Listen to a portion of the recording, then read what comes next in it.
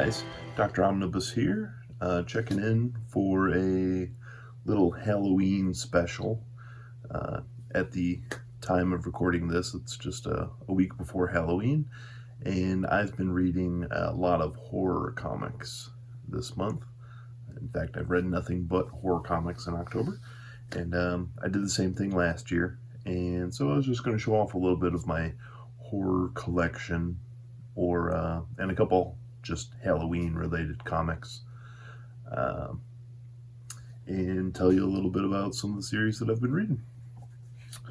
So I'm just going to get right into it.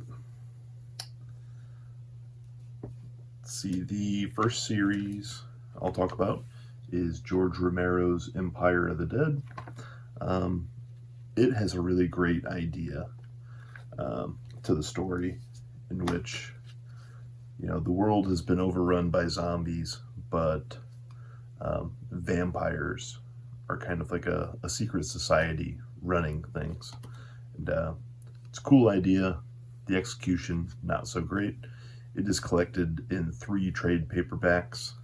I gave up after 2. The third one, I just didn't happen to have it and didn't enjoy the series enough to continue on with it, but I really loved the idea, but found that George Romero was a little bit better at writing movies than he was at writing comics. One that I read last year is Witches. This is a really great 6-issue series, written by Snyder and illustrated by Jock. It's got really fun, like watercolor looking art in it, and it's about a young girl who, her and her family moved to a new town because of a stigma that their family had in the town that they were from. And what they didn't know is that the town that they moved to had some sort of haunting going on. I don't want to get too far into it, but anyway, it tells their tale in dealing with that. Very good series, and it's been recently optioned for a movie, so I would love to see that turn into a movie.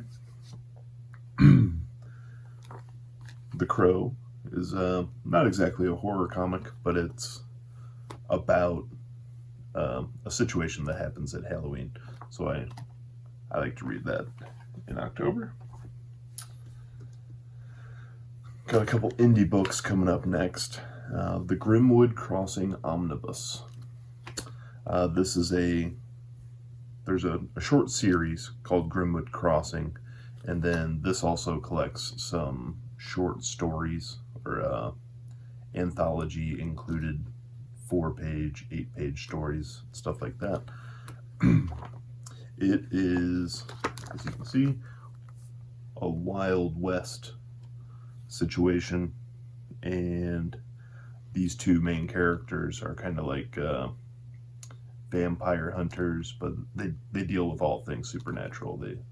Throughout the series, they deal with a werewolf and zombies, witches, and all sorts of stuff.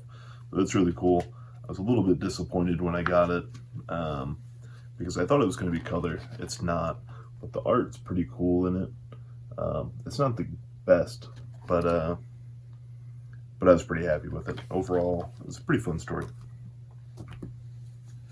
Another indie title, which I didn't realize until just now that this is signed, but Anthony Delaney's The Changeling. It's about a young lady who was possessed by a demon or something of that nature, and that demon has an insatiable thirst for murder, and so she decides that she's just going to kill bad people, and it tells that story. And I understand that this collects the first few issues. After these issues, it takes a little bit of a turn, if I'm not mistaken, but I've not read the next issue, so I'm not positive. Last year, for my October reading, I read primarily older horror stuff. And it took me a really long time, because older horror stuff is very wordy, but it's also very good. So this one called El Cid. It's kind of a sword and sorcery tale, more so than horror, but it definitely has a lot of horror elements in it. Really fun art. It may not show up well here, but I love the black and white horror art of the 60s, early 70s, 50s. Very cool story. So this collects every story that the main character El Cid, who is a Spanish ruler of some sort, collects all of his stories. And this is pretty easily acquired or cheap to acquire. It's like a $10 book or something like that. And I highly recommend it. And my personal favorite horror artist, or any comic book artist of all time, is Bernie Wrightson. So I had to get Bernie Wrightson's book here. And as you look through it, it's got just a very assorted selection of his stories. But the first story in this book is called The Black Cat. And it's a story by Edgar Allan Poe. And it's just the graphic novelization of it. And the artwork is phenomenal. Bernie Wrightson has a level of detail in his art that is unbelievable. The way the axe is splitting the head here, and just everything about this panel is just amazing. He does so much with just black and white. Adds so much depth and dimension to the pages. So anytime I get my hands on a Bernie Wrightson book, I'm very excited to read it. More into what I read this year. I read Harrow County. I read the first 2 trade paperbacks, which collect the first 8 issues. And then the rest of it I read digitally. It's about a witch who was killed 18 years before the story takes place. And the people of the town were cursed when that witch was killed. And they believe that the witch has come back.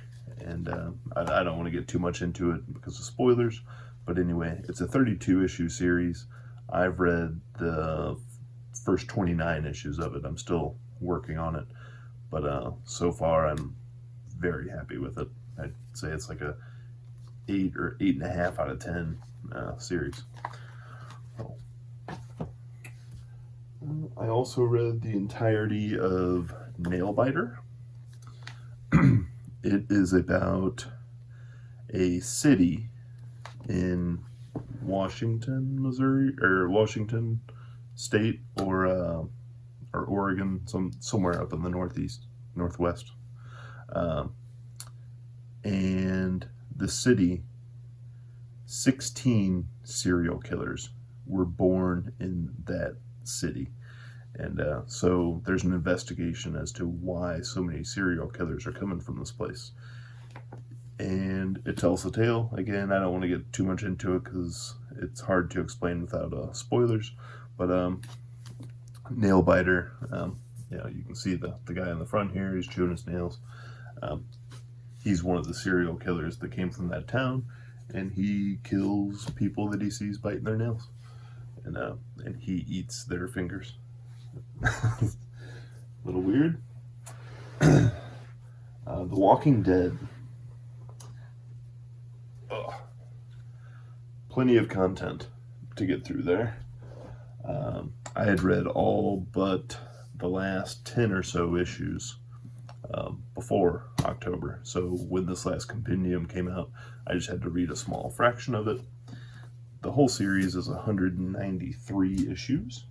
Just ended a couple of months ago, and kind of abruptly.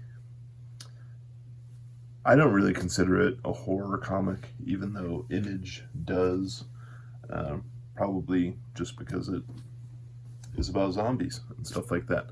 but it's not actually about zombies. It's a very human tale. But you can pick up the whole series for about $120 in these compendiums. And if you haven't read it, I recommend at least picking up the first one. Maybe the first two. A lot of people seem to think that the quality of the book kind of took a dive after 100 issues, but I enjoyed all 193 of them, although the end was a little abrupt and left a little bit to be desired. And then I've got all the stuff here that I haven't gotten to yet, but I know a little bit about them, so I'll go ahead and talk about them. The Strain. I had never heard of the book The Strain until the TV show came out a few years back, but it is about a virus that essentially, it's called a vampiric virus. It turns people into vampires or something along those lines. So I'm looking forward to reading that. I saw the first episode or so of the show, and I might pick up the actual prose novel about it. I've got last year's Avengers Halloween Special, which I've not read, don't know anything about it. And I found this not too long ago. It's just a Young Justice Halloween Special with Mr. Mixel Splits. I don't know how to say it. No one does. I just got this in the mail yesterday. A very DC Halloween. It's kind of got this older look to it, but all of the stories that it collects are new stories that were written just to go into this trade paperback.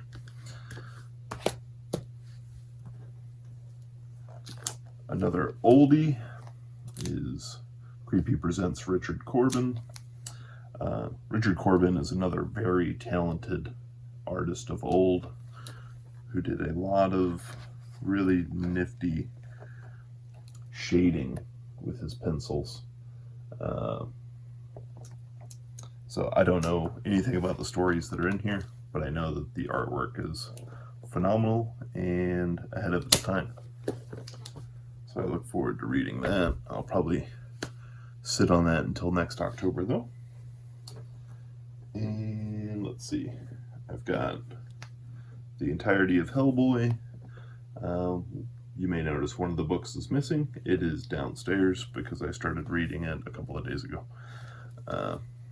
So Hellboy, again, not exactly a horror comic, but the main character is a demon and he fights other monsters and stuff like that.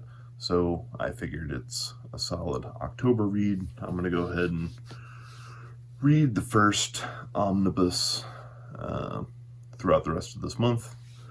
And then if I really enjoy it, maybe I'll go ahead and finish off the rest of the series in November. And lastly, I've got the Aliens Omnibus. Again, not really a horror comic, but it's a comic based on a horror movie, which then morphed into a series of sci-fi movies. And this seems to be more sci-fi than horror. So again, I've not read it, can't talk too much about it, but it's aliens. What's not to love? So that's what I've been reading lately. What I like to read in October. I plan to do it again next year. Just do all horror reading in October. Most of my collection that you see here is superhero books, but I really, really love horror comics as well. So I think for the most part, I can read them in October, get my fill, and then spend my other 11 months reading superhero comics and other stuff. Anyway, I hope you enjoyed it. If you did, like the video, leave a comment, and please subscribe to the channel. There's lots of other contributors with great videos to watch. Thanks. Bye.